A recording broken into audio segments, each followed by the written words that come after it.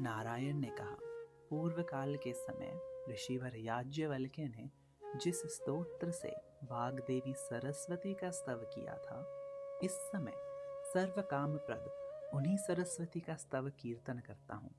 सुनो, मुनिवर याज्ञवल्क्य गुरु शाप के कारण समस्त वेद आदि भूल कर अत्यंत दुखित चित्त से पुण्यप्रद रवि स्थान में गए। वहाँ कुछ काल तपस्या के बाद सूर्य देव के नयन गोचर होने पर अति शोक में पीड़ित हो बारंबार रोदन करते करते उनकी स्तुति में प्रवृत्त हुए। तब भगवान सूर्य ने प्रसन्न होकर उनको संपूर्ण वेद और वेदांग की शिक्षा प्रदान पूर्वक कहा, हे वत्स, अब तुम स्मरण शक्ति प्राप्ति के लिए भक्ति सहित वाग्देवी का स्तव करो। दिवाकर यह कहते ही वहां से अंतर्ध्यान हो गए और इधर मुनि याज्ञवल्क्य स्नान करके भक्ति पूर्वक मस्तक झुकाए वाग्देवी के स्तव पाठ में प्रवृत्त हुए। याज्ञवल्क्य बोले, जगन माता मुझ पर कृपा करो, मैं बड़ा निस्तेज हो गया हूँ। गुरु के शाप से मेरी स्मरण शक्ति नष्ट हो गई है, मैं विद्या से वंचित हो बैठा हूँ, मुझे दुख सता रहा है। तुम मुझे ज्ञान, स्मृति, शिष्य को समझाने की शक्ति, विद्या तथा ग्रंथ रचना करने की कुशलता देने के साथ ही अपना उत्तम एवं सुप्रतिष्ठित शिष्य बना लो। माता, तुम्हारी कृपा से मैं प्रतिभाशाली बनकर सज्जनों की सभा में जाऊं और वहां विचार करने में मुझे उत्तम क्षमता प्राप्त हो सके। दुर्भाग्यवश मेरा जो संपूर्ण ज्ञान नष्ट हो गया है वह मुझे पुनः प्राप्त हो जाए। जिस प्रकार देवता धूल में छिपे हुए बीज को समय अनुसार अंकुरित कर देते हैं, उसी प्रकार तुम भी मेरे लुप्त ज्ञान को पुनः प्रकाशित कर दो। तुम ब्रह्म स्वरूपा, परमा ज्योति रूपा, सनातनी, संपूर्ण विद्याओं की अधिष्ठात्री एवं भगवती सरस्वती हो। तुम्हें बारंबार नमस्कार है। विसर्ग, बिंदु एवं मात्रा तीनों में जो अधिष्ठान रूप से विद्यमान है, उसकी भी अधिष्ठात्री भगवती नीति को बारंबार नमस्कार है। तुम व्याख्या स्वरूपिणी तथा व्याख्या की अधिष्ठात्री भी हो। तुम्हारे बिना सुप्रसिद्ध गणक भी संख्या की परिगणना में सफलता नहीं प्राप्त कर सकता। तुम काल संख्या रूपिणी भगवती को बारंबार नमस्कार है। तुम ब्रह्म को दूर करने वाली सिद्धांत रूपा तथा स्मृति शक्ति, ज्ञान शक्ति और बुद्धि स्वरूपा हो। तुम्हें बारंबार प्रणाम है। तुम ही प्रतिभा शक्ति और कल्पना शक्ति हो। तुम्हें बारंबार प्रणाम है। एक बार सनत कुमार ने ब्रह्मा जी से ज्ञान का रहस्य पूछा था। उस समय ब्रह्मा भी मूक जैसे हो गए थे। वे ब्रह्म सिद्धांत के विषय में कुछ भी कह न सके। उस समय स्वयं भगवान श्री कृष्ण वहां पधारे। उन्होंने आते ही कहा, प्रजापते, तुम भगवती सरस्वती को इष्ट देवता मानकर उनकी स्तुति करो। परम प्रभु श्री कृष्ण की आज्ञा पाकर ब्रह्मा ने तुरंत सरस्वती की स्तुति आरंभ कर दी।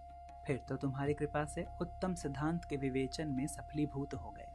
ऐसे ही एक समय की बात है, पृथ्वी ने महाभाग अनंत से ज्ञान का रहस्य पूछा था। शेष की भी मूकवत स्थिति हो गई थी। वे सिद्धांत नहीं बता सके और उनके हृदय में घबराहट उत्पन्न हो गई। तब ऋषि कश्यप की आज्ञा अनुसार उन्होंने तुम्हारी स्तुति की। इसमें वे ऐसे सुयोग्य बन गए कि उनके मुख से ब्रह्म को दूर करने वाले निर्मल सिद्धांत का विशद विवेचन हो सका। जब ऋषि व्यास ने वाल्मीकि से पुराण सूत्र के विषय में प्रश्न किया, तब वे भी चुप हो गए। ऐसी स्थिति में वाल्मीकि ने भगवती जगदम्बा का स्मरण किया। तब भगवती ने उन्हें वर दिया, जिसके प्रभाव से मुनिवर वाल्मीकि सिद्धांत का प्रतिपादन कर सके। उस समय उन्हें ब्रह्म रूपी अंधकार को मिटाने वाला प्रकाशमान ज्योति के सदृश निर्मल ज्ञान प्राप्त हो गया। श्री कृष्ण के अंश व्यास जी वाल्मीकि के मुख से पुराण सूत्र सुनकर उसका अर्थ कविता के रूप में स्पष्ट करने के लिए तुम्हारा ही ध्यान करने लगे। पुष्कर क्षेत्र में रहकर 100 वर्षों तक उपासना की माता, तब तुमसे वर पाकर व्यास जी कवीश्वर बन सके। उसी समय उन्होंने वेदों का विभाजन तथा पुराणों की स्थापना की। जब देवराज इंद्र ने भगवान शंकर से तत्व ज्ञान के विषय में प्रश्न किया, तब क्षण भर तुम्हारा ध्यान करने के पश्चात उन्हें ज्ञानोपदेश करने लगे। फिर इंद्र ने बृहस्पति से शब्द शास्त्र के विषय में प्रश्न किया। जगदम्बे, उस समय बृहस्पति पुष्कर क्षेत्र में जाकर सहस्त्र वर्ष तक तुम्हारे ध्यान में संलग्न रहे। इतने वर्षों के पश्चात तुमने उन्हें वर दिया, तब वे इंद्र को शब्द शास्त्र और उसका अर्थ समझा सके।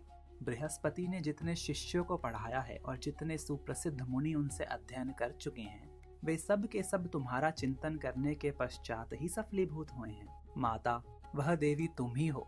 मुनीश्वर, मनु और मानव सभी तुम्हारी पूजा और स्तुति कर चुके हैं। ब्रह्मा, विष्णु, शिव, देवता और दानेश्वर प्रभृति सभी ने तुम्हारी उपासना की है। जब सहस्त्र मुख वाले शेष, 5 मुख वाले शंकर और 4 मुख वाले ब्रह्मा तुम्हारा यशोगान करने में जड़वत हो गए, तो मैं 1 मुख वाला मानव तुम्हारी स्तुति कर ही कैसे सकता है। इस प्रकार स्तुति करके मुनिवर याज्ञवल्क्य भगवती सरस्वती को प्रणाम करने लगे। उस समय भक्ति के कारण उनका कंधा झुक गया था। उनकी आंखों से जल की धाराएं निरंतर गिर रही थी। इतने में ज्योति स्वरूपा महामाया का उन्हें दर्शन प्राप्त हुआ। देवी ने उनसे कहा, मुनि, तुम सुप्रख्यात कवि हो, जाओ। यों कहकर भगवती महामाया वैकुंठ पधार गई। जो पुरुष याज्ञवल्क्य रचित इस सरस्वती स्तोत्र को पढ़ता है, उसे कविंद्र पद की प्राप्ति होती है। भाषण करने में वह बृहस्पति की तुलना कर सकता है। कोई महान मूर्ख अथवा दुर्बुद्धि ही क्यों न हो, यदि वह 1 वर्ष तक नियम पूर्वक इस स्तोत्र का पाठ करता है, तो वह निश्चय ही पंडित, परम बुद्धिमान एवं सुकवि हो जाता है।